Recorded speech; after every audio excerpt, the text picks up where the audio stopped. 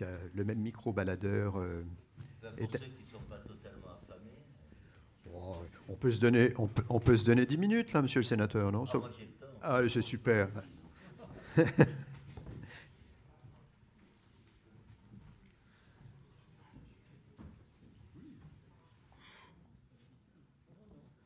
Non? Pas de... Monsieur le sénateur, vous vous sentez habilité, la BPI? Ce n'est pas la question. Si je n'ai pas la réponse, je dirais que c'est pas. Voilà. Non, lié à cette loi ESS, il y a cette banque Populaire d'investissement. et particulièrement avec des fonds qui seraient alloués à l'économie sociale et solidaire. Ah, la question est posée sur la part des fonds de la BPI destinés à l'économie sociale et solidaire. Monsieur le sénateur, vous avez quelques éléments là-dessus.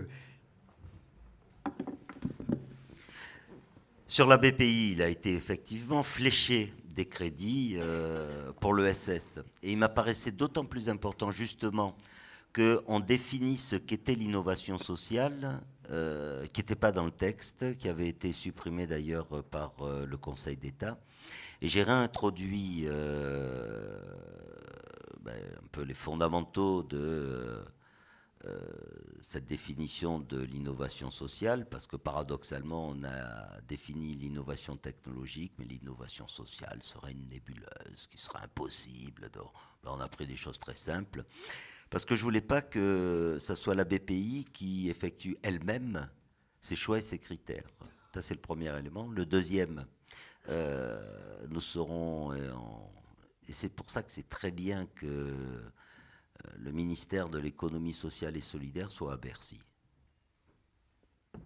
Nous veillerons, oui, je sais, ça en a choqué certains, mais moi je pense que c'est une excellente chose, parce que l'économie sociale et solidaire, c'est de l'économie. Hein, on n'est pas simplement dans la réparation, dans un petit truc sympathico-anecdotique qui serait en périphérie des choses sérieuses qui se jouent du CAC 40 jusqu'à la petite PME du coin. Et puis il y aurait la cour de récréation avec le SS. Non, le SS, c'est là où se forge l'alternative, l'économie de demain. Ça, c'est ma conviction profonde, parce que je pense que de la même façon qu'on est passé d'un mode de production asiatique d'un côté, féodal de l'autre, à une accumulation capitalistique, mais que les modes économiques ont évolué à travers les siècles, et que on sent qu'on arrive à la fin d'un cycle qui est celui du capitalisme dans sa financiarisation, mondialisation, et que il va y avoir autre chose, où il y a une autre place pour la planète, où il y a une autre place pour l'humain, où il y a une autre place pour la nature des biens qui sont produits, en direction de qui, pourquoi, comment, est-ce qu'ils sont respectueux de... Bon, tout ça, ça va demander un mode d'entreprendre, c'est le SS. Le mode d'entreprendre, c'est très bien. Par contre, il faut des capitaux. Oui. L'argent, on en a besoin. L'eau fraîche, c'est vachement beau. L'amour, c'est sublime, mais ça suffit pas. Bien. Et c'est pour ça qu'on a tenu à ce que la BPI puisse être mobilisée aussi sur le financement de l'économie sociale et solidaire. C'est pour ça que est fléché, je crois, c'est 500 millions, pardon, sur la BPI, mais avec, il y a un deuxième fléchage, mais enfin, on ne va pas rentrer dans les détails, mais la BPI devra être mobilisée sur l'ESS, sur les projets de l'ESS. Merci beaucoup. Y a-t-il d'autres questions? Une dernière éventuellement? Je ne vois pas bien. Oui, pardon, là-bas, ici au milieu, madame.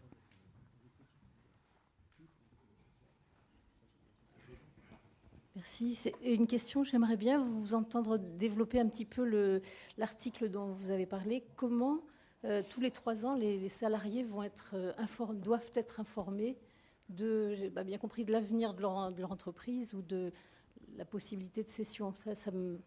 En pratique, comment ça va se passer? Comment elles vont être contraintes de le faire, les entreprises? Alors, c'est une vraie question, parce que sans entrer dans une grande et longue explication sur ce qu'est la loi, ce qu'est le règlement, ce qu'est... Bon. On a souvent des lois qui sont un peu bavardes, et ça a été une des difficultés dans la concertation d'ailleurs. Comment on fait passer à la fois l'esprit, le souffle, et donc une partie qui est plus du domaine de l'intention, du domaine de la volonté, du domaine des valeurs, bon. Et puis de ce que doit être une loi, c'est-à-dire produire des normes. Bien.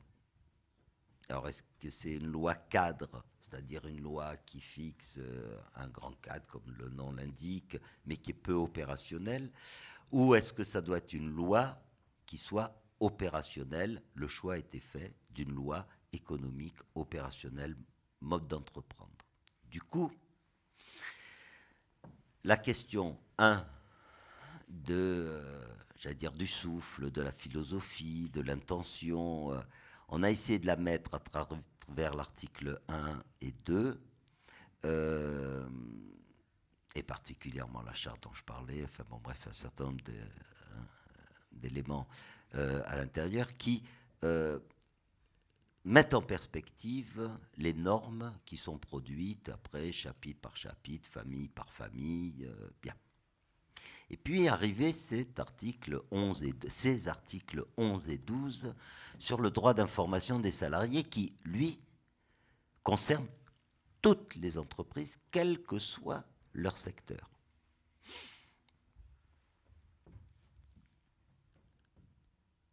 C'est venu du fait que, d'abord, il y avait un engagement du président de la République qui était sur le droit de préférence, c'est-à-dire une sorte de droit de préemption, entre guillemets, des salariés, où, à offre égale, ils auraient eu la priorité. D'accord ? Je crois que c'est l'engagement numéro 4 ou numéro 6 sur les 10 engagements qui avaient été pris par François Hollande devant les acteurs de l'économie sociale et solidaire. Quand on a commencé à travailler sur ce droit de préférence, on s'est aperçu qu'on allait droit dans le mur. Vous allez me dire, mais il ne répond pas à ma question, ô combien je pars de là pour pouvoir répondre à votre question. On s'est dit, là où ça ne pose pas de difficulté, la reprise par les salariés, il n'y a pas besoin du droit de préférence et du droit de préemption ou du droit prioritaire. D'accord ? C'est simplement dans les cas où il y aura conflit. Or, s'il y a conflit, le cédant, chef d'entreprise, entrepreneur, quel que soit, va essayer de trouver tous les moyens pour ne pas accepter l'offre qui serait celle des issue des salariés. Et je vous rappelle les termes, de toute façon il ne pouvait pas en être autrement de par la loi, c'est que l'offre soit égale. D'accord ? Un vrai bonheur. Comment vous pouvez définir qu'une offre est l'égale d'une autre? Le prix uniquement ? Le nombre de salariés conservés, par exemple, la prévision de développement de l'entreprise. Cela voulait dire forcément, vis-à-vis de quelqu'un qui refusait, une judiciarisation de la transmission de l'entreprise. Or, pour défendre les salariés, on allait les mettre dans une situation où ils allaient se retrouver avec un procès judiciaire qui risquait de durer 1 an, 2 ans, 3 ans. Bonjour l'ambiance pour les salariés. De plus, qui est porteur de cette légitimité du droit de préférence? La majorité des salariés? Un seul salarié suffisant pour vous imaginer l'ambiance dans l'entreprise? Si c'est un projet porté par une minorité par rapport à une majorité, quand on voit l'actualité récente en Bretagne où certains salariés vont bousculer du même groupe, leurs collègues d'un autre site, et une confrontation. L'horreur. Et on défait là toute une force qui est la force collective de l'entreprise, l'intelligence collective de l'entreprise. Donc on s'est dit judiciarisation de la transmission, catastrophe à la sortie. À partir de là, ça ne peut être qu'un droit d'information, c'est-à-dire j'ai un dispositif un peu pédagogique qui oblige certains entrepreneurs à se poser la question, est-ce qu'il n'y a pas dans mon entreprise elle-même le potentiel pour qu'il y ait poursuite de l'activité?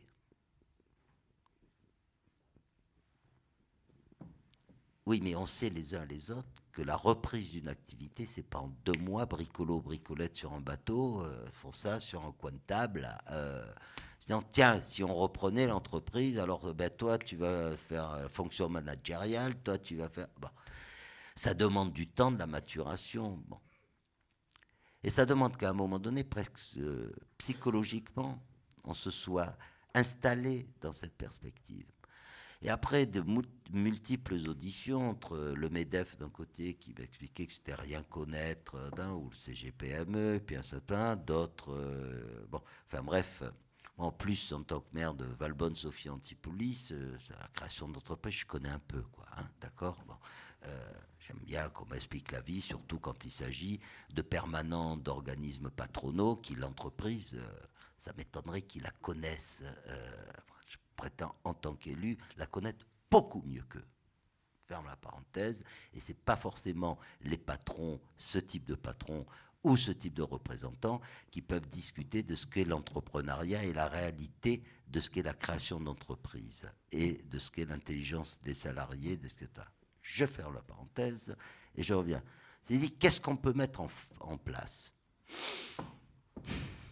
D'abord, il faut qu'on dédramatise, puis deuxièmement, va se poser la question de l'accompagnement de la reprise, de la formation, de qui va un peu émerger. On sait qu'il y a des leaders naturels qui émergent dans ces moments-là, parce qu'il y a besoin d'une incarnation, il y a besoin... Bon. C'est dit, ben, on va mettre un petit truc, là, ben, tous les 3 ans, il y a une petite info. Et puis on va faire confiance au mouvement et on va faire confiance à l'intelligence individuelle et collective. Moi, je crois que c'est un pari gagnant, toujours, ça. Hein, voilà. Et donc, par décret seront définies les modalités concrètes. Est-ce que c'est un 21-29-7 en caractère de dit, enfin bon, bref, les délices de la loi française et des règlements derrière. Fais confiance, ça sera du Bordet, ça sera du Bercy. Bien. Nous, on a mis dans la loi cette obligation et cette volonté. Et je fais confiance aussi au Conseil supérieur, c'est-à-dire aux acteurs eux-mêmes de l'ESS, de travailler là-dessus et de mettre en place un dispositif réglementaire qui sera légitimé par la loi pour être le plus concret, le plus... Ma conviction, c'est que les chambres consulaires, qu'elles soient CCI, chambres de métier, d'artisanat, enfin bref, tout ce secteur traditionnel devra être impliqué. Mais on a, dans la loi, mis en place les chambres régionales de l'économie sociale et solidaire, les CRES. Au passage, d'ailleurs, j'ai présenté un amendement qui leur donne le pouvoir d'ester en justice. C'est-à-dire des entreprises qui ne respecteraient pas les fondamentaux de l'économie sociale et solidaire, elles auront la légitimité, le droit, reconnu par la loi, d'ester en justice pour dire que, par exemple, telle entreprise à caractère commercial se revendiquant de l'ESS usurpe le label de par ses pratiques, de par ses... Bien, je ferme la parenthèse. Oui, elle bénéficie de fonds solidaires. Il y a des contreparties par rapport à ça pour ces autres. Les CRES pourront faire un appui très utile. Les unions régionales, des coopératives, voilà, tout ce secteur de proximité devra être mis en œuvre. Or, si la loi commence à en préciser tous les contours, on est mort. Il faut laisser l'espace à la respiration, à l'initiative locale. Ok.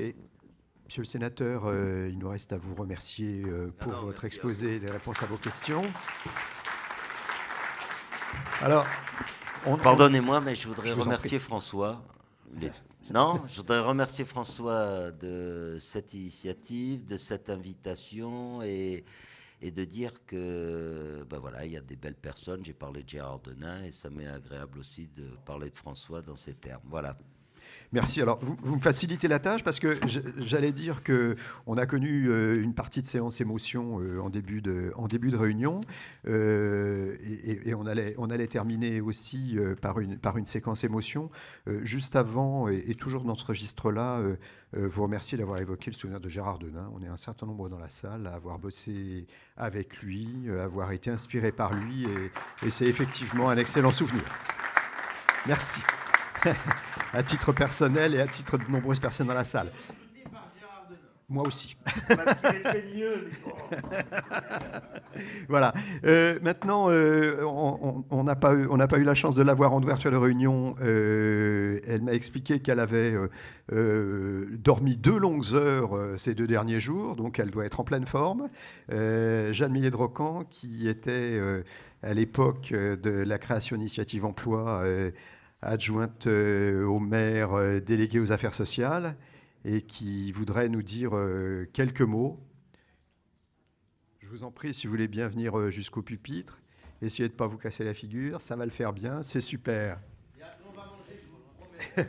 Donc je vais faire très très bref. D'abord, j'ai un petit peu honte d'intervenir après Monsieur le Sénateur, notamment, normalement ça se fait dans l'autre sens, protocolairement. Et je voulais aussi dire au tout début que je souscris à ce que vous avez dit sur Gérard Denain, que j'ai connu aussi, même si je ne suis pas un bébé de nain, j'ai eu l'occasion de travailler avec lui et de l'estimer et de l'apprécier. Donc je voudrais tout d'abord m'excuser de ne pas avoir été là ce matin. François, je suis désolé, je m'étais engagé, mais les aléas d'Air France. Et si je suis un petit peu confuse, vous ne m'en voudrez pas, parce que je reviens de 20 jours de mission médicale au Togo, et j'étais dans l'avion il n'y a pas très longtemps, et je suis un petit peu fatigué, pas très clair, mais c'est pas grave. Je suis quand même très contente d'être ici et très honorée que François ait fait appel à moi. C'était donc il y a 20 ans. Ça remonte à une histoire que j'ai vécue avec beaucoup d'intensité, beaucoup de plaisir, puisque j'étais adjointe aux affaires sociales à l'époque, sur un territoire qui était relativement désertique et où tout était à faire, et on a tous appris ensemble, je crois, avancé ensemble, en s'occupant, en essayant, en prenant de ci, de là, des gens qui savaient, les textes de loi, la Gazette des communes qui nous a souvent inspirés. On a essayé de monter des actions.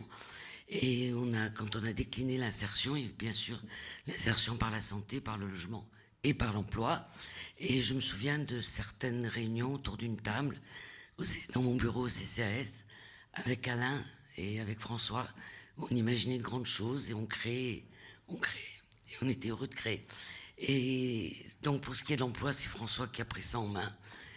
On a initié pas mal de choses à cette époque-là. Elles n'ont pas toutes réussi comme initiative emploi. Elles n'ont pas toutes avancé comme initiative emploi. Elles ne sont pas toutes développées de cette manière-là. Et je crois que quand on est dans ce champ-là, il faut des idées, il faut du travail, il faut surtout des gens qui portent et qui le portent avec enthousiasme. Et je crois que François est de cela, et je voulais vraiment, vraiment aujourd'hui lui rendre hommage pour ça. Mais il le mérite. Et excusez-moi, mais vraiment. Et voilà, pour moi, ça a été une grande expérience, cette expérience municipale. Et je me suis aperçue de l'importance d'abord de travailler en réseau, de faire appel à tous les gens qui sont susceptibles de vous apporter un peu de connaissances, un peu de compétences. Et puis là, dans tout ce champ, essayer de trouver la bonne personne qui va être porteur et qui va savoir valoriser tous ces savoirs, toutes ces compétences qu'on a pu réunir autour. Je crois qu'il ne faut surtout pas travailler seul. Et il faut surtout ne rien négliger et s'appuyer sur tout ce sur quoi il est possible de s'appuyer. Aujourd'hui, je ne fais plus tout à fait la même chose, comme je vous l'ai dit, mais cette période-là où tout était à faire et où on créait, ça reste pour moi franchement une très très belle histoire, une histoire d'amitié, une histoire d'investissement personnel. Et Nathalie est partie, mais je voudrais aussi rendre hommage à Nathalie Krakowiak, depuis pratiquement le début, est dans cette affaire. Voilà, je veux pas faire plus long parce que je pense que je vous ai dit tout ce qui comptait sur moi, et pour moi en tout cas. Et encore, merci à François pour tout ça.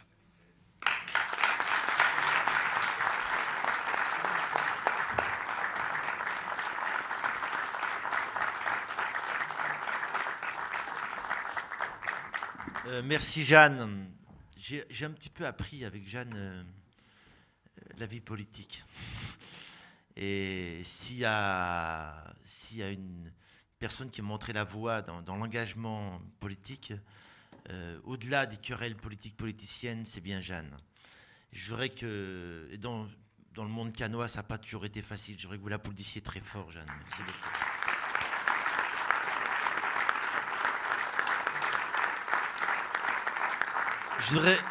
On ne l'a pas dit du tout, je voudrais remercier la MJC Picot de nous avoir accueillis, sa présidente, son directeur, et puis vous remercier tous d'avoir partagé avec moi ce 20e anniversaire.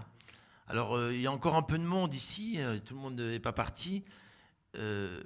L'aventure d'Initiative Emploi, c'est l'aventure d'une équipe. Tout seul, j'aurais rien fait. Et puis je voudrais qu'ils participent avec moi sur cette scène à la fête. Alors, Initiative Emploi, Proxime Service, Résine Média, s'il vous plaît, montez sur la scène. Alors, j'invite Dominique, Nathalie, Isabelle, Carole, Martine, Roger, François, allez, tout le monde à venir ici. Et je vous demande de les applaudir très très fort, s'il vous plaît, parce que ça fait 20 ans. Je voudrais toute l'équipe de Résine Média aussi, conduite par Yves, s'il vous plaît, venez. J'espère qu'il y aura autant de monde, moins de monde sur scène que dans la salle. Oh putain, je fais bosser tous ces gens-là. S'il vous plaît, venez. Oh là là, il y a du monde. Hein. Donc tous les salariés de Résine qui vous ont préparé à manger, on a un repas d'enfer. Avec un repas multiculturel. Bah oui, ça fait beaucoup de monde quand même. Hein. Oh là là là là là là.